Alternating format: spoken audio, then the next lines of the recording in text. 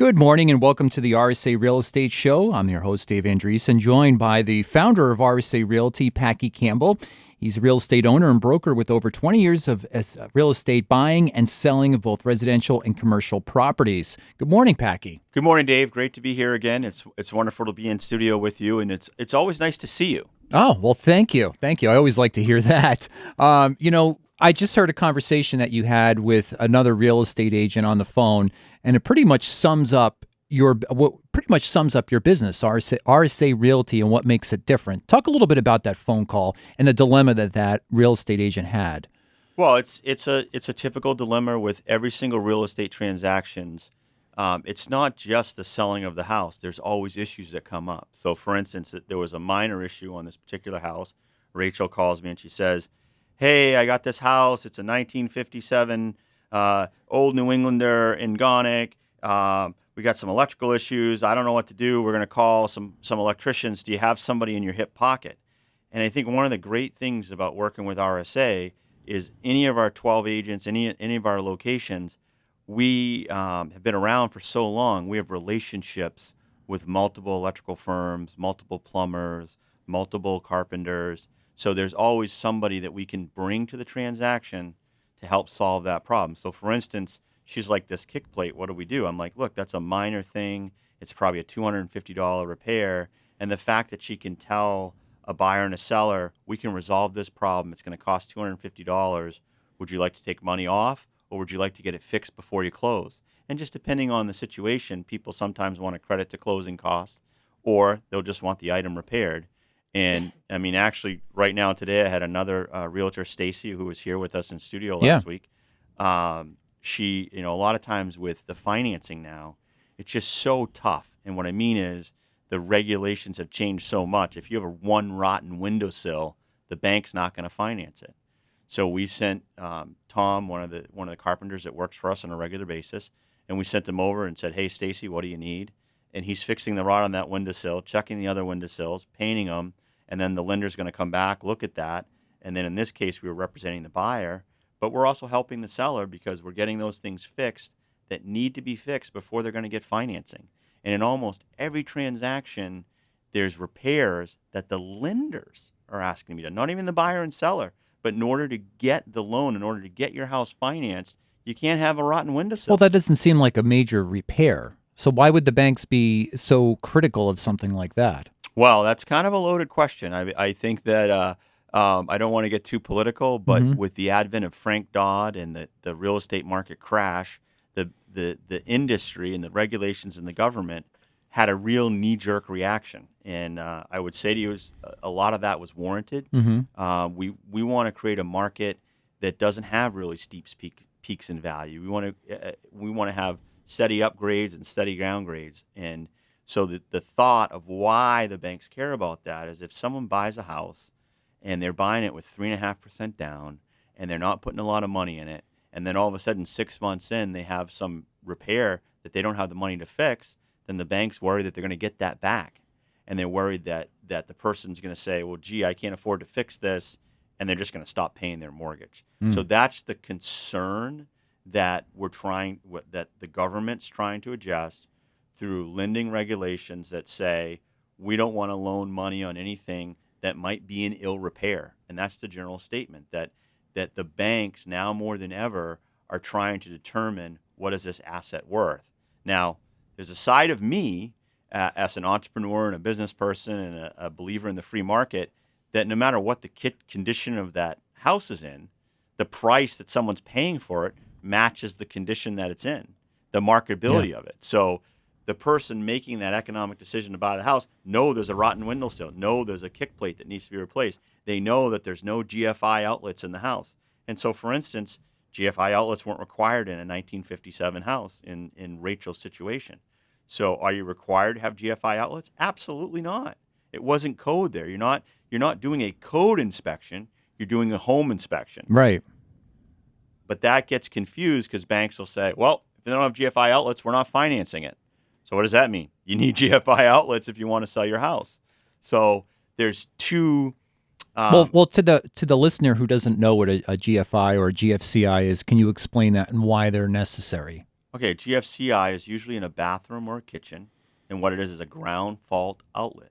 And what that means is if you plug in the electric heater and then you drop it in the kitchen sink, the outlet is going to trip like a breaker. So it's like instead of having a breaker just in the breaker box, you have a breaker actually right on that outlet. And it's really important in bathrooms with hair dryers and curling irons and that sort of stuff that might come in contact with water and be shorted out. But it's also nice if you overload a circuit with a bunch of kitchen appliances. You got your pressure cooker and your toaster oven, and then your microwave goes on. The GFI is going to trip and protect that circuit and protect that breaker. So it's a really important safety feature. I think that it is a good thing to have. And if you have a house that was built or the electrical was built before 1985, it's probably not going to have GFI outlets. But more and more, I'm seeing that as a repair that we'll hire, one or two local electricians that'll just come in, and depending on the wiring, is it on circuit breakers? Is it on knob and tube? I mean, probably people don't know what knob and tube is. That's going back about 100 years. Mm-hmm. But there's still a lot of houses out there, old New Englanders, that might have little sections of the house that still run on knob and tube. And what is knob and tube? Other than saying it's knob and tube, it's literally a tube, and it has like a little porcelain knob that the wire runs on, and the wire is exposed, not wrapped in plastic. It's just wrapped in like paper or and one of my electricians says it's better than the current wiring. It's perfectly safe. It's great, but he's kind of like an older guy, and yeah, we shouldn't be changing this. But I think you should change it. I think you should upgrade from knob and tube wiring. And again, regardless of, I have an electrician that says it's fine and another electrician says it's bad, an insurance company will not insure a property that has knob and tube wiring. Okay, so that's a showstopper. If somebody's going to try to sell a house and they have this type of wiring, that could be a showstopper. That's absolutely a showstopper. Yeah. And where we have to disclose every material defect, if we go in and we see a house that has knob and tube wiring, we're going to ask those probing questions to say, hey, do you know that one of the conditions of a New Hampshire purchase and sale, it came on about 2 years ago. There's a little box that you would check. Oh, I want to review the covenants. I want to review the park rules. I want to review the association documents. I want to know if I need flood insurance. And then there's another little box. I want to know if I can get home insurance. Because, again, now that we had such a big crash in 2007, 2008, the part of the crash was people couldn't get home insurance, so they walked away from their loans because the banks were like, hey, you need to have insurance, and the people couldn't get insurance because there was some condition issue, which kind of ties back into why are banks doing these inspections and saying, we want this, this, and that. I see now. Because they want to make sure that it's insured. So the other side of the rotten windowsill issue or the rotten kick plate is they might be going to closing, and the reason you need to bring your insurance binder before closing is because your bank needs to know that you have insurance on the house. So usually an insurance agent or usually a third party for an insurance company comes out and does another inspection. You don't pay for that. The insurance company does. And says, gee, you got a rotten kick plate, a rotten windowsill. We're not insuring this property until those things are done. So then you can't close because the buyer can't get insurance. So that's a problem for the buyer and the seller. And again, real estate advice, let's make sure that this home's insurable. Now, most homes have insurance on them, but once you get insurance and you have that same policy for 10 years, they may not come out and look at it for 10 years. So if some condition has developed that the insurance company hasn't looked at it, they may not be able to get insurance the next year. And when people can't afford because they don't have enough money to fix these issues and they lose insurance, that's another reason why people stop paying their mortgage. And that's another reason why even in this market, I got a bank-owned listing yesterday, if you can believe it. I got a HUD property listed with me, and it was a distressed property, and it's vacant, and it's I think in another episode we'll talk a little bit about HUD versus bank-owned. Mm-hmm. But what I'm saying is because of these insurance issues, because of these condition issues, it's important to educate yourself as a buyer and a seller. Again, at RSA, we have real estate sales advice, and all the time, that advice isn't different. If I represent a seller and they have knob and tube wiring, hey, the fact is no one's going to be able to get insurance on this house. We got to deal with it. If I represent a buyer, hey, the fact is you can't get insurance on this house. We got to deal with it. Mm-hmm. So again, it's understanding what the issues are and giving people good, clear understanding of the challenges they're facing. So what do you do in a situation like that when, if say a seller comes to you and they want to sell their home, but they have this type of old, outdated wiring that is, pretty much unsafe, which a lot of people think. What would happen in this case? We've done it plenty of times. I actually use a company in Rochester quite a bit, Yankee Electric, and I do have some another electrician, Mike Chaput, and depending on the situation, if it's a house, because with knob and tube, you need a guy in the attic on one end, and you need a guy at the panel box, and you need to trace the wiring back, and a lot of times it's hard to trace it through the house. So I like to use a bigger company like Yankee Electric, and we call Gene, one of their foremen. I got his cell phone. I say, hey, Gene, I got another one for you. This is the situation. He'll schedule a time to get over there and look at it. He'll write up an estimate for me. And then if it's one we're going to get done before closing, we sold 3 properties for the same seller on Myrtle Street, and all 3 of the properties had knob and tube wiring. And all 3 of them, we got Yankee Electric in before the closing. They fixed the knob and tube wiring. The buyer was able to get their financing. So usually I propose to fix it, um, because the buyer's not going to be able to get insurance if it's not fixed. Right. So it's not really an option other than to get that fixed if you have knob and tube. If you have a GFI issue or you have 2-pronged outlets, you probably still can get insurance. The bank will probably still finance that, depending on how much they get into it. That's not necessarily a showstopper. So you could say, oh, I'll take $1,000 off and have the electrician do it later. There's plenty of houses out there in existence with 2-pronged outlets. There's plenty of houses out there without GFI outlets. Another thing that we'd give advice to people on is what they call an arc fault breaker. And an arc fault breaker is like a little extra protection. It's a little bit better breaker. It's code today, and it's only been code for like 2.5 years. So it's a better breaker, and it trips like a GFI. So it's kind of like, I don't know, double insulated, I Hmm. guess is how I describe it. And a lot of times in these older houses, what you can do if you have this older wiring is you can replace the breaker with an arc fault breaker, and that gives you a GFI level of Okay. protection on all the outlets. So again, it's when you work with RSA, and I'm not trying to say we're the greatest, but we're pretty good, and you're going to be able to get a level of advice that most realtors that do 5 to 8 transactions a year, they're just not going to have the level of experience and expertise that we have, because we've done thousands and thousands and thousands of transactions with a lot of different brokers and a lot of different buyers and sellers. There isn't a lot we haven't seen, whether it's knob and tube or GFI or a rotten kick plate. These are all regular issues that are just part of the process, and we're going to handle them. Whatever the journey takes us, we're gonna walk with you down that journey. And when we see a pothole or an issue, we're gonna fix it. Okay, well, we're going to take a quick break. We'll be right back here on the RSA Real Estate Advice Show. Welcome back to the RSA Real Estate Advice Show. I'm Dave Andreessen, joined by the founder of RSA Realty, Packy Campbell. He could be reached offline here at 603-332-1100, or you can visit his website at rsarealty.com. So, Packy, we were talking about some issues that come up during the home inspection.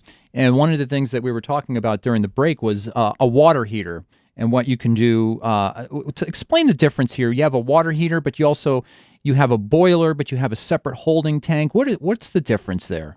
Again, I just want to point out that it's real estate sales advice, and Hmm. one of the advice you might get is, what kind of system do you have? So you could have a gas hot water heater, you could have electric hot water heater, or you could have a hot water heater that's quote unquote off your boiler, which means the furnace heats the hot water in like a storage tank.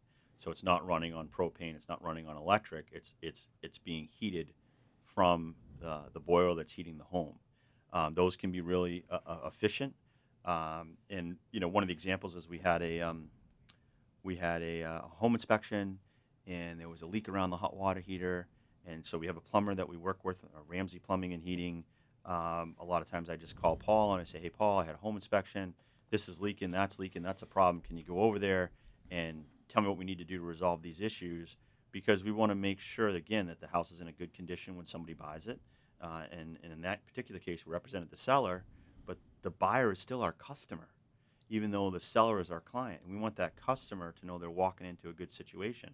So by having the resources like Mr. Ramsey, He went and looked at it and he said, well, what you have going on here is the bottom of your superstore is just leaking a little bit. And it had just, it was older, it rusted a little bit. But he looked at the year of it. And then because we worked together so much, he said, wait a minute, your seller has owned this house since 1997. They're the original owner of this hot water heater. So since they're the original owner of the superstore tank, and we could give them the tax card that show this guy's owned it and he's owned the house for the whole time, they're entitled to a warranty. Hmm. So it How gets, long does a warranty usually last on something like that? it's actually about 7 years. Oh, okay. So you usually have a manufactured warranty on a hot water heater for 7 years, and most plumbers aren't aware of that. And again, most realtors wouldn't know that either. But what we were able to do was basically say to the seller, look, pay for the labor. We'll swap this hot water heater out. I'll send the supplier a copy of the tax card that shows that you've owned it for the whole time, that you were the original owner of the hot water heater. And we got the hot water heater warrantied. So it didn't cost the buyer anything. Cost the seller a little bit of labor with Mr. Ramsey to swap it out, but that was a much better fix than just fixing the leak. Mm-hmm. We're actually able to now have, I don't even think the buyer knows this yet. I haven't even told this other agent. So, Gary, if you're listening, good news. You got a brand new hot water heater over at 37 Great Pines in Farmington. And that's the type of problem solving that I think that RSA does. We take it to the next level. We want to do right by everybody. When we think of the Realtor Code of Ethics, which talks about treating everybody in the spirit of the Golden Rule, I have that on my wall to the right of my desk, and I read it to my agents that we can go out as a vocation in real estate and do right by buyers and sellers, whether they're our customer or our client.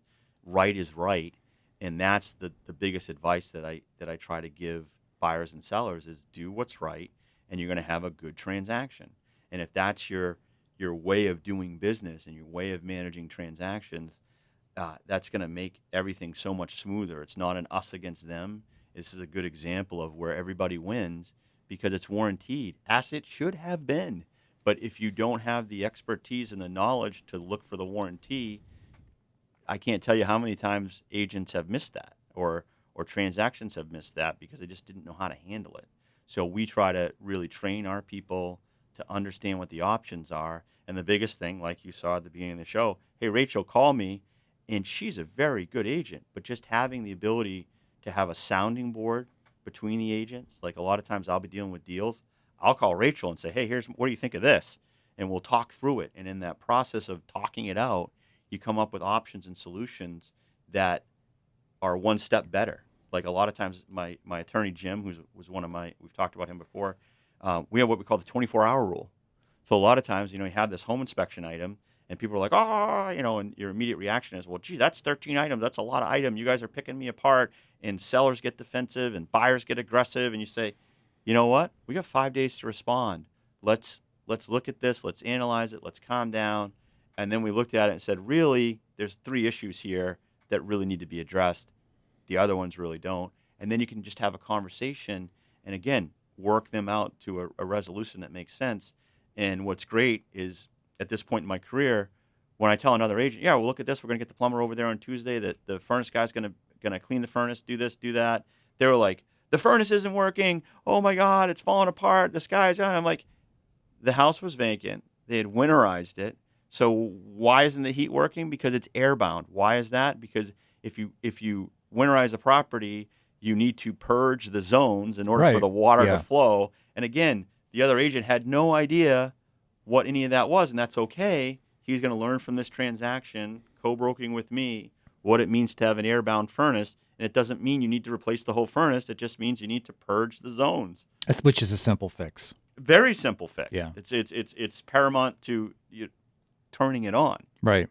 But let's talk about some of these other home inspection issues that pop up, and what are some of the ones that are showstoppers for something that we already talked about the electrical because the buyer would not be able to get an insurance policy. But what are some other common ones, and what are some of the fixes, the quick fixes to make that transaction? A really common one is roofs, because the roofs is like a wide open question. So. You get an appraiser for FHA or VA. They're asked a question on their appraisal report per the regulations. So it's a banking regulation. So they have to say to the bank, is there more than 5 years worth of life left in that roof? Now, they have a professional license. They have, issues. They look at a roof and they say, geez, gosh, I'm just not comfortable saying there's 5 years worth of life on that roof. So pretty much, if your roof's not brand new and shiny and looking good, and you get an appraiser that's a little more of a cautious person, I don't know, how do you say that delicately, Mm-hmm. or maybe can I say anal on the, Yeah, on the right. Yeah. radio? Is that allowed? It depends on the appraiser you get. Because some appraisers, I think, no matter what roof they look at, they want to check no on that box because it's. Can I say CYA? Is that Yeah. allowed? Yeah. Okay, because it's a CYA move Mm-hmm. on the part of the appraiser to cover themselves. So they just say, "Oh yeah, no, I don't think this is 5 years worth of life," and in reality, there could be 20 years worth of life. I mean, a roof has a life cycle depending on the shingle of 25 years to 50 years. So if you show up and there's a roof that's 20 years old, it very well could go another 20 years. It's hard to predict. So so sometimes you got to kind of like I don't know if you want to say finesse your way around that, but if you say, gee, if we replace this or recock the chimney, is that going to be acceptable? And you have to kind of negotiate with the bank and the appraiser. But a lot of times, if the roof's cupped and curling and it looks old, I got a great roofer. We did 3 roofs last month, Mm-hmm. and one of them was so that we could have a closing. And That's a big expense, it isn't was it? it was about $7,800. Yeah. But again, I know a guy, and I think everyone laughs at me. They like call Packy. Why? Because he knows a guy, Mm-hmm. or I know a person Mm-hmm. that can solve that problem. And because and this is a great thing about working with RSA. I used to say this. We used to do a lot with Stratford Appliance, and Stratford Appliance is a great store. George Lazarus sells Yeah. appliances there in Somersworth, and we had a great relationship with them when we were building new construction. And we still do now. But imagine when you go into that store and you're going to buy an appliance, you're going to get good customer service. They're going to take care of you. Now imagine that you go into a business and you're coming in there as somebody who buys 10 kitchen appliance packages Mm-hmm. a month. Do you think you're going to get a level of customer service? Do you think they're going to pay attention to you? Right. And when you work with RSA, it's like that, whether it's the plumber, the electrician, or the appliance store. You go in there and you say, hey, I'm working with RSA. They know they're getting a lot of referrals. They know they're getting a lot of business, and they're going to take care of you. And that's another part of just beyond the great advice. The advice might be where to go to get appliances, or who to use for this situation, or who to use for that situation. So the fact that we have roofers that I give a lot of business to, says roofers right now in September, October, they're going to say maybe next year, because this time of year they're so backed up with work. Roofing's a unique thing because obviously we can only do a certain time of the year. So you get towards the end of the season and everybody's busy. So one, prices go up, and two, you can't find anybody that's willing to do it because they're already busy with jobs they have. It's difficult. But in the situation of dealing with a company that has rapport with 3 or 4 different roofing companies, I'm like, can you please fit me in next week? I have a closing. So it's not only just a matter of it's being able to get it done for somebody. And again, that's another what I'll call a competitive advantage. If you work with the RSA network, there's a whole big network of people that we use all the time that are going to help solve your problems. Okay. How about some minor issues? So, actually, going back to the roofing issue, that's something that you just can't pass on. If it doesn't pass a home inspection, that's not something that you could just take some money off of the price of the house and then sell the house and then have the buyer take care of it, right? To talk a little more, I'll back up a little bit. When I negotiate a house, I know the condition of the house. I know the material defects of the house. I know what the roof looks like when I negotiate the house. So I never recommend that people go into a transaction thinking, oh, I'm going to do a home inspection and ask for another $5,000 off. Because personally, I think that's disingenuous. That if I've done my job as the realtor and you've done your job as an informed buyer, the price you're paying is the price you're willing to pay for the house in that condition. So minor home inspection items like, oh, there's a scratch on the linoleum floor in the kitchen, I want money off. I personally, whether I represent a buyer or a seller, I don't believe in that. The only time that I would say you want money off on a home inspection is when you have an item that's unexpected. That's a surprise. So you say, I assume the septic system wasn't blowing out raw surge in the backyard. So if I find that, then I might either ask for money off or get it fixed. Right. So that's the situation. And we'll talk about how to handle home inspection negotiations in a future show. I think it's a great topic. Okay. I mean, this data, this show always just flies by, doesn't it? It does. All right. Well, thanks for coming in this morning, and thanks for all the advice that you've given the listeners here. So once again, you can reach Packy offline here once we get off the air at 603-332-1100, or you can go to his website, rsarealty.com, or email him at packyc@rsarealty.com. We'll be back next week here on the RSA Real Estate Advice Show here on News Talk 98.1 WTSN.